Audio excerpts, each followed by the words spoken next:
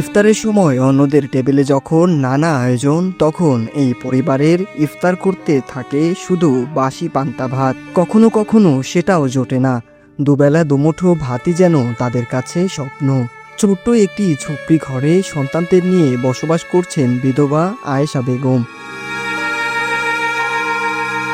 বলছিলাম নোয়াখালীর সুবর্ণচর উপজেলার মোহাম্মদপুর ইউনিয়নের ৯ নং ওয়ার্ডের মৃত আমির হোসেন লেদুর পরিবারের কথা।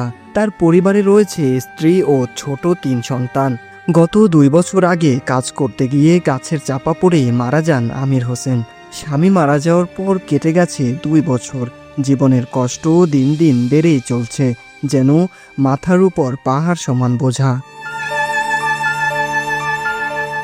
ছোট ছোট ৩ সন্তান নিয়ে মানবেতর জীবনযাপন করছেন এই অসহায় মা। ঠিকমতো খাবার জোটে না, অনেক সময় না খেয়েই থাকতে হয় পুরো পরিবারকে। কোনোদিন একটু ভাত জুটলে সেটি তাদের কাছে বড় প্রাপ্তি। রমজান মাসে আমি পান্তা ভাত দিই, ইফতার করি পান্তা ভাত, আবার হেঁটে সেহরি খাবার সময় পান্তা ভাত দিই, সেহরি খাই। সবার ছেলে মেয়ে অনেক কিছু দিয়ে ইফতার করে।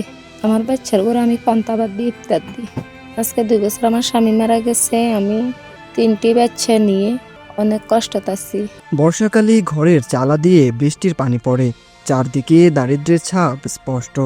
আমির হোসেনের স্ত্রী জানান, স্বামী মারা যাওয়ার পর সংসারের দায়িত্ব পুরোপুরি তার কাঁধে। অনেক সময় প্রতিবেশীদের সহায়তায় কোনো রকম একবেলা খাবার জোটে। সামনে ঈদ আসতেছে, আমার বাচ্চারা কইতেছে যে কি সবাই নতুন কাপড় চোপড় কিনতেছে। আমি আমার বাচ্চার ঘরে যে ঈদে নতুন একটা কাপড় দেবো এরকম সামর্থ্য নাই। আর সরকারে শুনছি অনেক জায়গাতে অনেক ঘর বাড়ি করে দিচ্ছে, অনেক কিছু করছে। ওই আজকে ২টি বছর হয়ে গেছে আমরা যেসব ঘরে বসত করি এসব ঘরে কেউ গরু ছাগলও রাখে না। সরকার যদি আমার একটা ঘর করে দিত, আমি আমার ৩টি বাচ্চা নিয়ে মাথা গুজাবে ঠাঁই পাইতাম। স্থানীয়দের মতে সরকারি ও বিত্তবানদের সহায়তা পেলে পরিবারটি স্বাভাবিক জীবনে ফিরতে পারে।